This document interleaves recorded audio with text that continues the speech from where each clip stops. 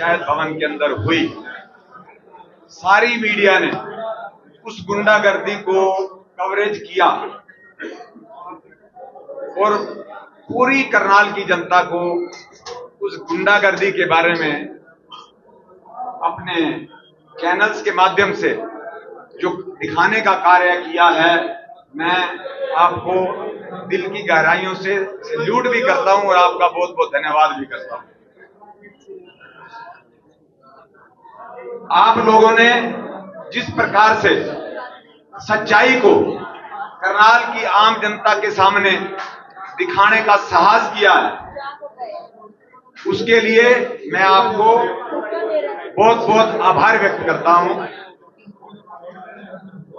कल पूरे करनाल ने आपके चैनलों के माध्यम से करनाल के पंचायत भवन के अंदर जिस प्रकार की बीजेपी के लोगों ने गुंडागर्दी की, हमारे साथी जसपाल गोल्डी जी को अगवा करके जबरदस्ती से उनका जो पर्चा उठवाने का, वापसी का जो कुकृत्य किया,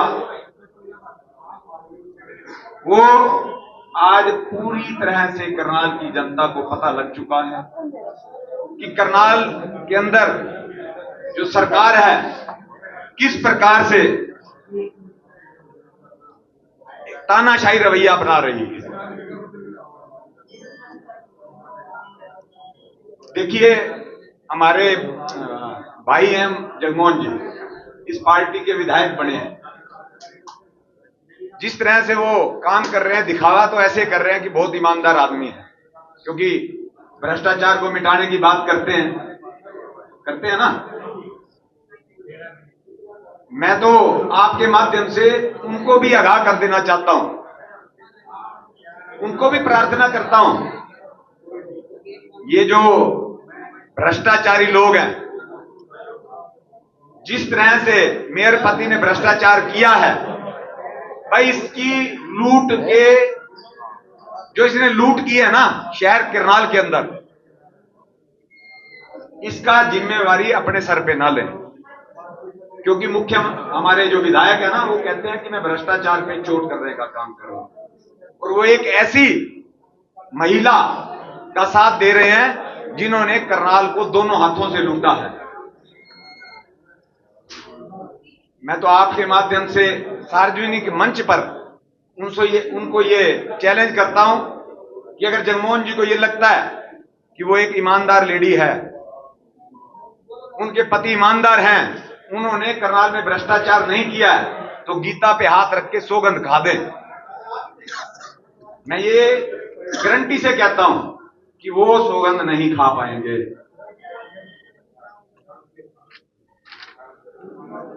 जैसे उनकी सोच है कि मैं भ्रष्टाचार को खत्म करूंगा, मैं तो उनको ये कहता हूं कि आप आइए, क्योंकि हमारा विजन भी भ्रष्टाचार को खत्म करने का भी है। 1 और 1 11 होकर हम इसके ऊपर भ्रष्टाचार के ऊपर चोट करके भ्रष्टाचार को खत्म करेंगे। आप उसके लिए वोट ना मांगे फिर, क्योंकि ये चुनाव जो अब बन चुका है, ये चुनाव बन चुका है भ्रष्टाचार वर्सेस ईमानदारी। ये चुनाव बन चुका है धनबल वर्सेस जनबल। उनके पास भ्रष्टाचार से कमाया हुआ पैसा है, धनबल है, हमारे पास आम जनों की प्यार है, मोहब्बत है। क्योंकि हमारे राहुल गांधी जी कहा करते हैं कि हम तो मोहब्बत की दुकान खोलेंगे, तो उस प्रकार से हम तो जनबल के भरोसे पे चुनाव लड़ रहे हैं और वो धनबल के भरोसे पे चुनाव लड़ रहे हैं। उन्होंने तो पिछले 5 साल के अंदर इतने बड़े बड़े भ्रष्टाचार किए हैं, लेकिन हमने उससे पिछले 2013 से 18 के बीच में ईमानदारी से काम करने का काम किया है। एक बार मैं आपके माध्यम से ये लोगों से अपील जरूर करना चाहता हूं, निर्णय देखो लोगों ने लेना है कि वे अपने बेटे या भाई को चुनते हैं जिन्होंने पूरी ईमानदारी से 5 साल काम किया, या ऐसी लोगों को चुनते हैं जिन्होंने पूरे 5 साल के अंदर भ्रष्टाचार का जो करनाल के अंदर नंगा नाच हुआ उसको चुनते हैं। ये अब मेरी करनाल की देवतुल्य पे डिपेंड करता है, देवतुल्य जनता पे डिपेंड करता है। अब मेरा चुनाव तो देखिए जनता के हवाले है, मैंने अपने आप को उनके हवाले कर दिया है। जैसे वो आगे अच्छा सोचेंगे मेरे बारे में, मुझे अगर मेयर पद पे चुनते हैं तो जिस प्रकार से पहले सेवा किया उससे डबल जज्बे से मैं उनकी सेवा करने का काम करूंगा। धन्यवाद। आप शहर के अंदर चले जाओ, स्मार्ट सिटी के नाम पे 1000 करोड़ आए, नगर निगम के ग्रांट के रूप में 500-600 करोड़ रुपए आया। आप ये बता दो सुफीजा जी कि पूरे करनाल के अंदर क्या आपको लगता है कि भी इतने पैसे लगे हैं? आपको मैं सिंपल उदाहरण दे दूं, इन्होंने कुत्तों की नसबंदी करवाई, उसमें भी कमीशन ले ली उन्होंने। तो फिर वो कमीशन भी तो चल रही है ना। इन्होंने बंदर उठवाए, उसमें कमीशन ली। इवन की जो एक सड़क पे ईंट लगती है ना, टाइल, उसके अंदर भी इनका 20% कमीशन है। जो शहर के चारों तरफ इन्होंने गेट बनवाए हैं, ये तो मेरे टाइम की बात है, उस समय 10 से 12 लाख की कोटेशन आई थी। उस गेटों के ऊपर, एक एक गेट के ऊपर 2-2 करोड़ रुपए लगे। ये तो आपको छोटे से उदाहरण दे रहा हूं। उस समय गेट बने कहां थे भाई साहब? बने शुरू हो गए तो इन्होंने रिवाइज किया ना। हमने तो जितना काम किया है पूरी ईमानदारी से काम किया है, कोई एक आदमी हमारे ऊपर आरोप नहीं लगा सकता। आप ये बताओ, हमने इतना भ्रष्टाचार का उनके ऊपर आरोप लगाया, क्या उसने मेरे ऊपर एक भी आरोप लगाया? कारण क्या है? क्योंकि वो भ्रष्टाचारी है, हम ईमानदार हैं, इसलिए वो बोल नहीं पाएंगे मेरे सामने।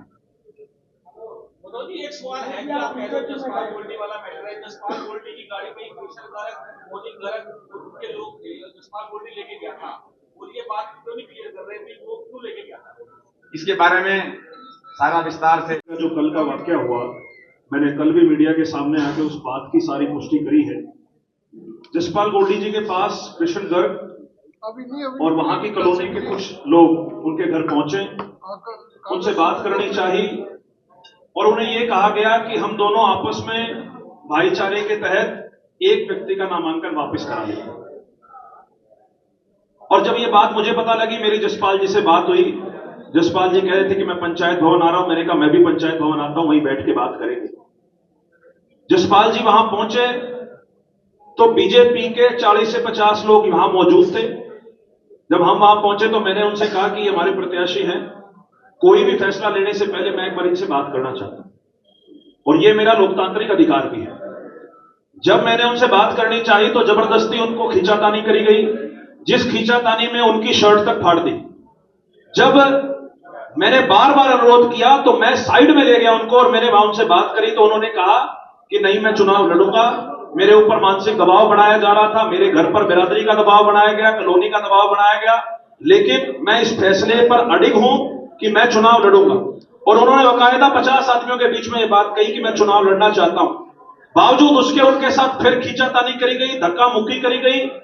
फिर जसपाल गोल्डी जी ने कहा कि मैं अपनी गाड़ी में बैठकर जाना चाहता हूं। उनके बड़े भाई कुलबीर जी, जो छोटी गाड़ी उनके पास थी अल्टो, कुलबीर जी ने गाड़ी ड्राइव करी। फ्रंट सीट पे जसपाल गोल्डी जी बैठे, पिछली सीट पे मैं बैठा, निश्चय सुनील पवार जी बैठे। जब हम वहां से जाने लगे तो बीजेपी के लोगों ने रास्ता रोक लिया और भाजपा के कुछ लोग बोनट पे चढ़ गए। वो वीडियो आप सबने देखा है। इस प्रकार की लोकतंत्र के अंदर चीजें बर्दाश्त लायक नहीं है। और वहां सिर्फ बीजेपी के कोई कार्यकर्ता नहीं थे, यहां के विधायक जिनको लोगों ने जिम्मेवारी दी है, जगमोहन आनंद वहां मौजूद थे और जिन पर भ्रष्टाचार के बड़े बड़े अभी आरोप लगाए, ब्रिज गुप्ता जी वहां मौजूद थे और इनके सभी पदाधिकारियों ने गाड़ी को घेर लिया। वो तो हमने गाड़ी के शीशे लोक कर दिए, गाड़ी के दरवाजे लोक कर दिए, अन्यथा उनके साथ कोई अनहोनी भी हो सकती थी। मैं तो धन्यवाद करूंगा करनाल जिले के एसपी साहब का, जिनको मैंने गाड़ी के अंदर से फोन किया और उन्हें कहा कि यहां गुंडागर्दी मचाई जा रही है और गाड़ी के शीशे तोड़ने का प्रयास हो रहा है। उन्होंने मौके पर डीएसपी और एसएचओ की ड्यूटी लगाई, वो वहां आए, शीशा उतार के वहां के एसएचओ ने जसपाल गोल्डी जी से बकायदा मीडिया के सामने पूछा कि क्या आप यहां से अपनी मर्जी से जाना चाहते हैं? उन्होंने कहा मैं अपनी मर्जी से जाना चाहता हूं।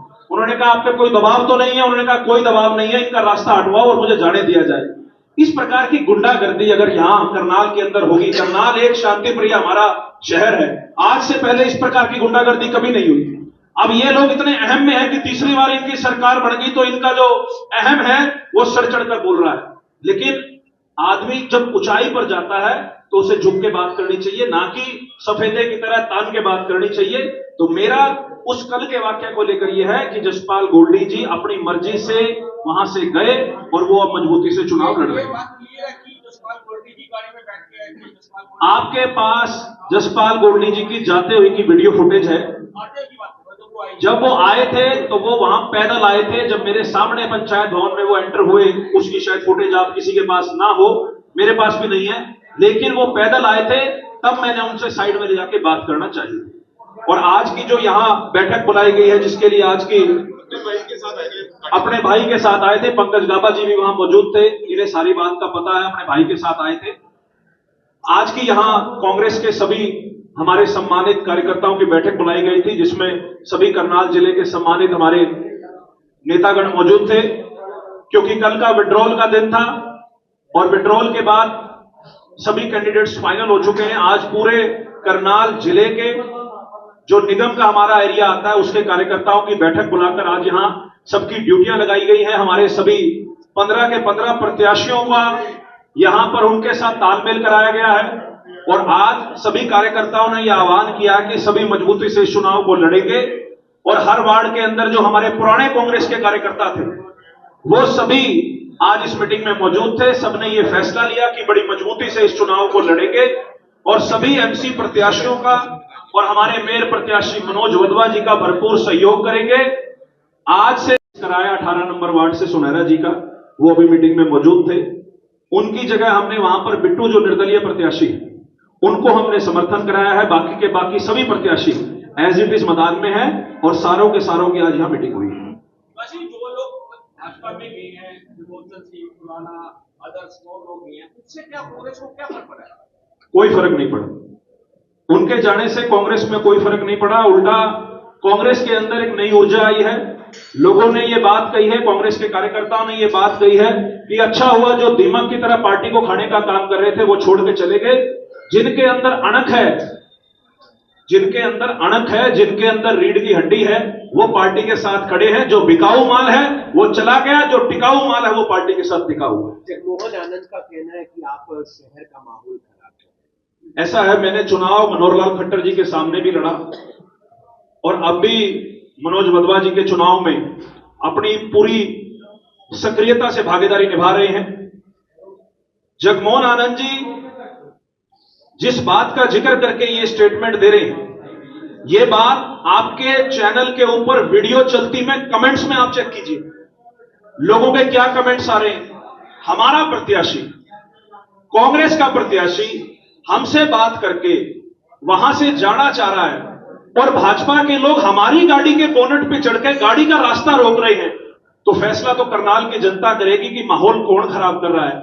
और वहां जगमोहन आनंद जी आए और वहां पर गाड़ी को घिरवा दिया, ब्रिज गुप्ता जी आए, तो करनाल की जनता या आपके व्यूअर्स मूर्ख नहीं है कि माहौल कौन खराब करना चाह रहा है। एक बात इनको समझा दें, अगर धक्काशाही ये करेंगे तो रिटेलिएट हम भी करेंगे। हम लोग अमन चैन भाईचारे से चुनाव लड़ना चाहते हैं, लेकिन धक्काशाही कांग्रेस का कार्यकर्ता बर्दाश्त नहीं करेगा। झूठ बोलने में तो ये इतने माहिर हैं, इनको मैंने कहा एक प्रतियोगिता हो ना झूठ बोलने की, उसमें भाजपा वाले 1 नंबर पे आएंगे। अशोक खुराना ने इस बात की खुद पुष्टि करी कि वहां कोई मारपीट नहीं हुई, और अगर वहां पे उनके पास कोई वीडियो हो और किसी के ऊपर उंगली भी लगी हो तो उस वीडियो का प्रूफ लेके आए। वो गलत उन्होंने कंप्लेंट दी है, लेकिन हमने कंप्लेंट दी है कल माननीय एसपी साहब को कि जिस प्रकार के धक्काशाही हमारे प्रत्याशी के साथ हुई उसके खिलाफ उचित कार्रवाई भी हो। और कहीं ना कहीं जब इतना दबाव बनाया जा रहा है तो हमने मांग करी है कि हमारे जसपाल गोल्डी जी को इस चुनाव के अंदर सुरक्षा मुहैया करवाई जाए। मोदी गर्ग का कहना है